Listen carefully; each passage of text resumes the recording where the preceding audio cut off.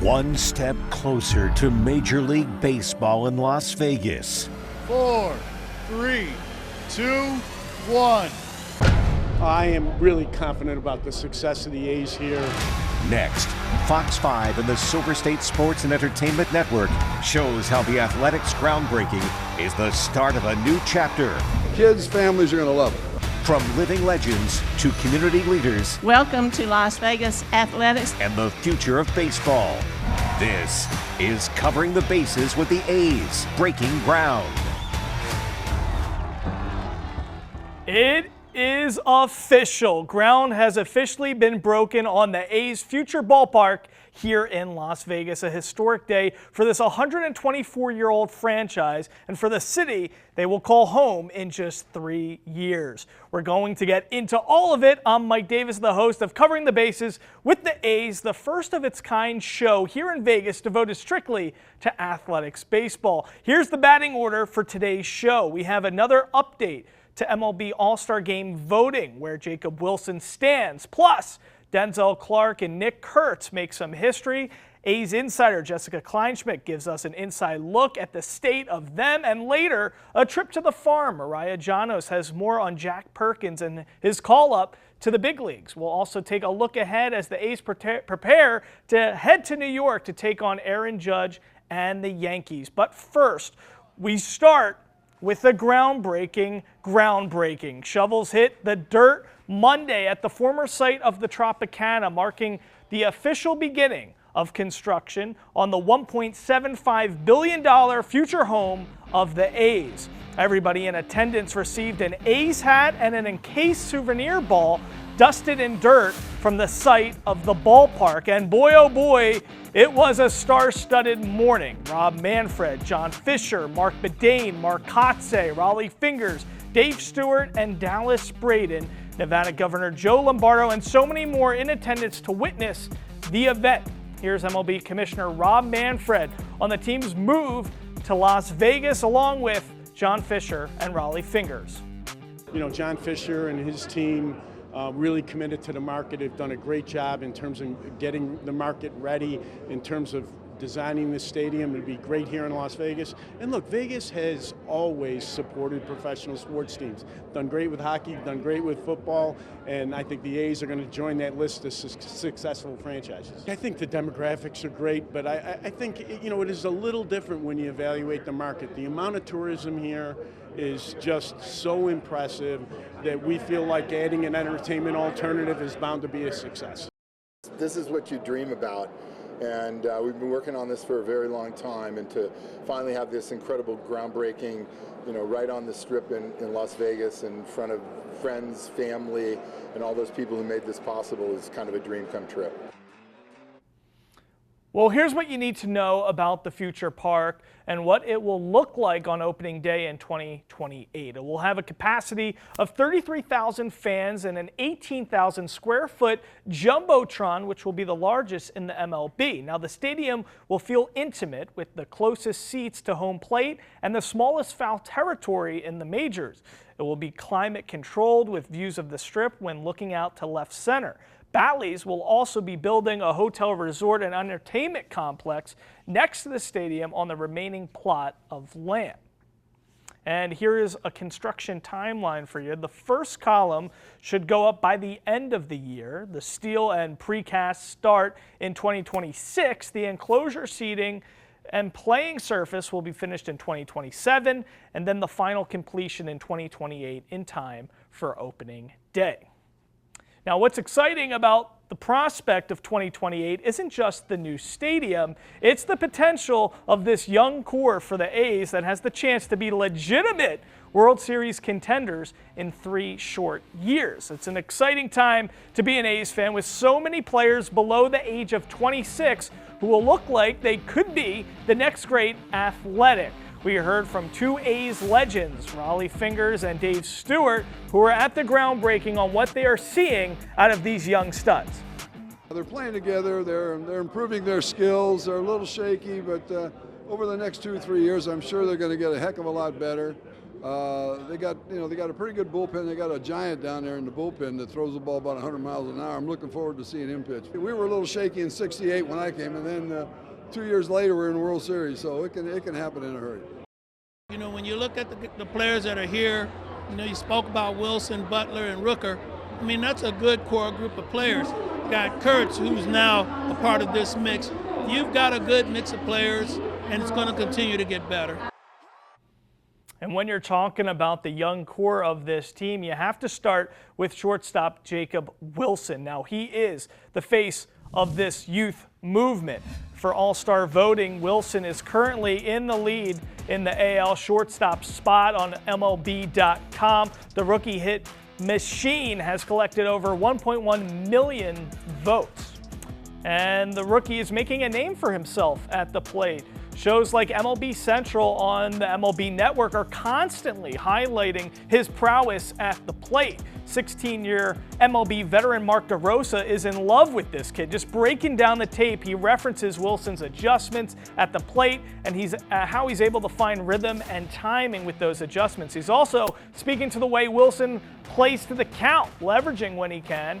He's been super impressive all year, batting for one of the highest averages with 2 strikes this season. Now let's make some history and get the rookie starting at shortstop for the All-Star game. Here's how you can help. Visit athletics.com/all-star to help get the A's to the A. The 2025 MLB All-Star game is July 15th at Truist Park in Atlanta. Now from one stud to another, Denzel Clark, the man taking center stage in center field. He earns his 4th consecutive electric play of the week with this catch versus Cleveland. 43 is the batting average compared to 164 from righties. Into center, Denzel Clark will lay out. Denzel with another catch! There is no ground this man can't cover. A human highlight reel. It's no surprise that Clark has scooped up another award for Electric Play of the Week. That's 4 in a row. Back to back to back to back. This time making an absurd catch, a diving catch as you saw right there, full extension, robbing Carlos Santana and the Guardians of an extra base hit. He's just a wizard in center field, and his partner in right field, Lawrence Butler, had this to say about what he's seen from Clark's glove this season. Automatic. If Denzel's running around, automatic. It's out. I mean, he's shown us day in, day out that he's top center fielder in the league. I mean, I don't know if there's anybody better than him in center field right now. So, I mean, he's just doing it. I mean, he's been doing it since day one. I mean, every week he's top player of the week, and it's just incredible to watch. Now, beyond making a case for a Gold Glove in his rookie season, Clark is starting to develop more at the plate, hitting a 2-run shot on Tuesday, facing the lefty and reigning AL Cy Young Award winner, Tarek Skubal. Here's the pitch. Nick Kurtz destroys another baseball. Home run hero here in Sacramento. And just as Denzel Clark has become synonymous with amazing catches, Nick Kurtz is becoming synonymous with walk-off home runs. The big man putting all 6'5", 240 pounds of power into his hitting at the plate, hitting 2 walk-off jacks in one series versus Houston.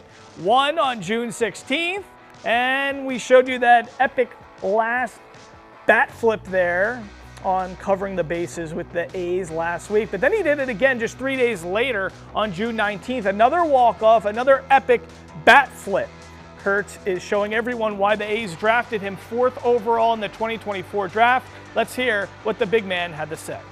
Yeah, I don't know. Just for some reason, 7th inning on, I feel more comfortable in the box. Maybe it's just after seeing a bunch of pitches that day, then I'm starting to feel really good, but it's just kind of the way it's going right now. So just trying to keep it going. I mean, how can you not be excited about this team and this young core? I'm pumped up. Good thing we're just getting started here on Covering the Bases with the A's. On deck, we're taking you inside the clubhouse. A's insider Jessica Kleinschmidt will join us to talk a little bit about the move to Vegas and give us a rehab update on Zach Geloff and Shea Langoliers. And hey, before we head to break, let's squeeze in some A's trivia real quick. If you've been following along with our Green and Gold Throwback series, You know about third baseman Frank Home Run Baker, who led the league in home runs 3 straight years. But how many home runs did Home Run Baker hit over those 3 seasons leading the league? We're looking for the combined total of those 3 years. Was it 33, 66, 99, or 111? We got the answer after the break. You're watching Covering the Bases with the A's. We are back with an answer to the question, how many home runs did Home Run Baker hit in his magnificent 3-year stretch, leading the American League each year? It's actually only 33. This was 1911 to 1913. Back then, they played with what we call a dead ball, which not only did not have the pop of later baseballs, they also had further to go since outfields were way bigger at the time, too. All right, Mike, to you. All right, so now I'm here with A's insider Jessica Kleinschmidt. Jessica, great to see you. So, you know, the groundbreaking, it was a great event, a lot of legends in the house. Tell us, you know, I know you've been around a lot of the guys who are familiar with Vegas. What have you heard from them?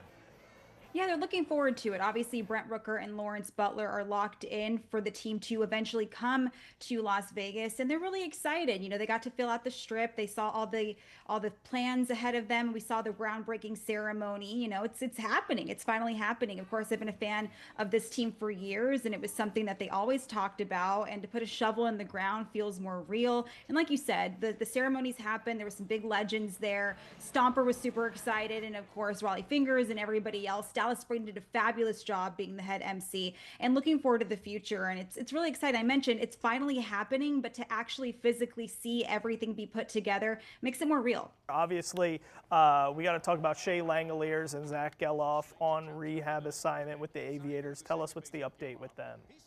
Yeah, it's more about just checking in. I think for Zach Geloff, it's, you know, these things happened over time. First, it was a hand injury, and there was a rib injury. So these things, it's mainly about just checking in with them. And I think for them, how they do at the plate is one thing, how they do out in the defensively is another. For Shea Langoliers, it's going to be a bigger question mark, and not necessarily because of the injury itself, but I think for him, being away from that team has been really tough for him, and I know he's looking forward to it. So for those guys, just getting the reps, figuring out what's going on, getting with the trainers, and ultimately checking in with them. And sometimes they get a little stubborn. They want to get to the bigs a little bit, or return to the bigs faster than they should, but it's not looking too bad. It'll be interesting to see what they do as far as second base, because Luis Urias has been fantastic. And Austin Wynns, you want to talk about a guy who's been really impressive, a veteran catcher, but also pretty impressive at the plate. He's hitting cleanup. The front office and the coaching staff sees something that we don't, because he's been doing really well at the plate as well. We can't, you know, ignore what Willie MacGyver's done at the plate and behind the plate as well. So all good news. It's just about checking in a little bit on those guys. All right, great stuff there. She's A's insider, Jess Kleinschmidt. Thanks so much. You're the best, Jess. Thanks for spending some time. Thanks for having me. A's closer Mason Miller has become one of the A's biggest stars and has taken Major League Baseball by storm. But his journey isn't your normal baseball path. It's a road to the big leagues with some twists and turns and a whole lot of speed. 1-2 again for Mason Miller. And he got him!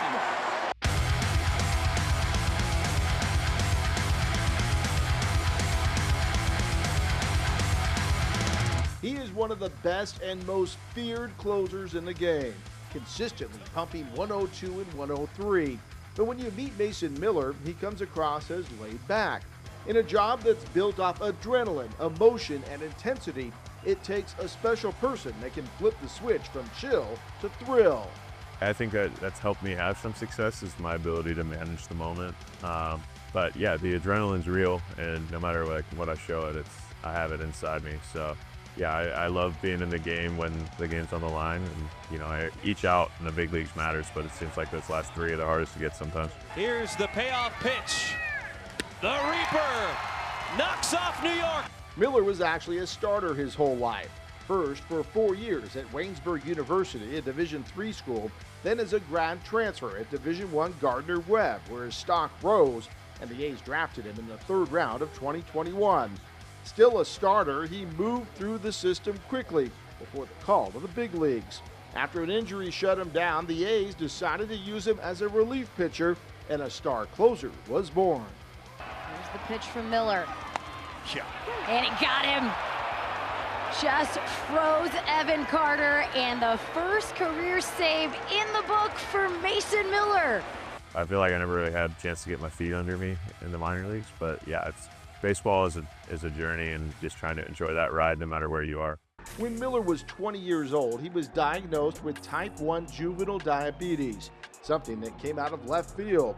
He spent 3 days in the hospital and says that moment changed his life forever. It's put me where I am today for sure. I mean, I was probably a couple weeks away from, I may have not been around anymore. It was pretty serious. I really had no grasp on it. I didn't have any knowledge of type 1 diabetes before I was diagnosed. But yeah, just learning what I need to do on a day-to-day basis has become my normal. So I'm grateful for the health that it's brought me. Obviously, it's still something I live with every day, but just the quality of life from pre-diagnosis to post-diagnosis was night and day. Here's the 0-2, a swing and miss. As his fame has grown, Miller's story has spread to children with diabetes, and Miller has become a role model and inspiration to them. At ballparks across the country, Miller often meets with kids, embracing his role as someone who can have an impact. I just try to think back to when I was a kid and how much I admired players just for their skill on the field, but giving them a chance to connect in other ways, other similarities, be an inspiration. I think that's something that we shoulder and should take advantage of because it's super rewarding. A's fans know they have a special one in Mason Miller, someone who brings the heat and the chill at the same time. Miller is from Pittsburgh and went to Pirates games as a kid. The only time the A's were at PNC Park since he was in the major leagues, Miller was on the injured list. But the green and gold play there this September, and Miller will fulfill another dream, pitching in the big leagues in his hometown. You're watching Covering the Bases with the A's. All right, the year is 1912. It's April. The Titanic is still afloat for another week, and it's a good time to be a Philadelphia Athletics fan. Your team is coming off 2 World Series wins in a row, and they've got all the pieces coming back for a run at 3 straight. Here's how the run for 3 in a row turned out. The A's got a slow start to the 1912 season and just never caught up to Boston, finishing in 3rd, with the Red Sox winning the pennant and the World Series. So, no three-peat, but the core of the team was still together. And in 1913, the A's got right back on top of the American League, with their famous $100,000 infield all finishing in the top 10 in MVP voting. That's the only time that's ever happened. The A's prize for winning the pennant was another World Series rematch. This would be the A's 3rd time playing the New York Giants, the rubber match, with New York winning the first in 1905 and the A's taking the next in 1911. After the A's took the first game of this series in New York, they drew their old nemesis, Christy Mathewson, who came into Philadelphia and threw a 10-inning shutout while also driving in the winning run at the plate to even up the series at 1. There's a reason he was one of the 5 inaugural members of the Baseball Hall of Fame. But the A's bounced back and won the next 2 games before drawing Mathewson again in Game 5. Baseball's best lineup jumped on Mathewson early, scoring 3 runs in the first 3 innings. And that was all they needed, with now 37-year-old Eddie Plank proving he hadn't lost a step by allowing only 2 hits in 9 innings of work. With this win, it was official. The A's became the first dynasty in pro sports history, taking home their 3rd World Series title in just 4 years. Now, back in those days, they didn't have free agency like we do now, so the A's were able to keep all those key players on the team through the early 1910s. But the arrival of a new league would put this juggernaut in jeopardy. I'm going to tell you what happened in 1914 as the A's went for another World Series title. Mariah, to you. Life comes at you fast on the farm. One day you're fine-tuning your fastball and sweeper, earning back-to-back Pacific Coast League Pitcher of the Week honors, and the next year packing your bags to join the Athletics bullpen. Yes, that's right. I am talking about Jack Perkins, a guy we caught up with just a couple weeks ago after having an impressive outing against Tacoma, recording 10 strikeouts in 5 shutout innings. And over the weekend, the Kokomo, Indiana native got the call of his dreams, which is a direct result of the mentality and approach he brings to the ballpark every day. I just think my competitor mentality, like I said before, I really trust my stuff.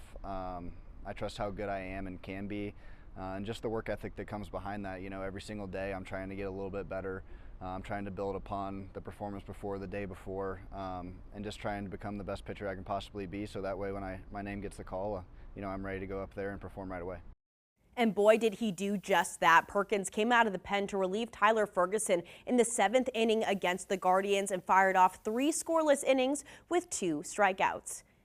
And Jack isn't the only one making moves throughout the farm system. Let's go over some other notable transactions. Catcher Willie McIver, who got the call up last month after leading the PCL in hitting, has brought that firepower to the big league plate, recording his first career homer against the Astros. Meanwhile, Athletics catcher Shea Langoliers and second baseman Zach Geloff are both on rehab assignment in Vegas with the Aviators.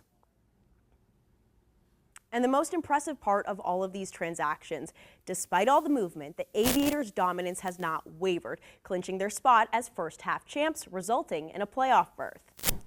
And Aviators fans, don't forget you can watch select games all season long right here on the Silver State Sports and Entertainment Network. Your next opportunity will be this Sunday, June 29th, when the team takes on Albuquerque.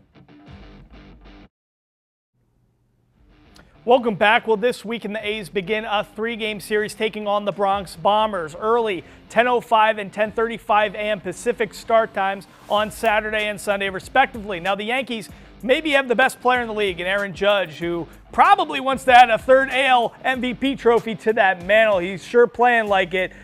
Second in the bigs with 28 home runs, but he does lead the majors in batting average and in hits. And guess who's behind him? Shortstop Jacob Wilson. So we'll see a showdown between the two of them as they've been neck and neck all season long. We'll see what happens there. Thanks so much for joining us this time on Covering the Bases with the A's. I'm Mike Davis for the rest of the team. We'll see you here next week.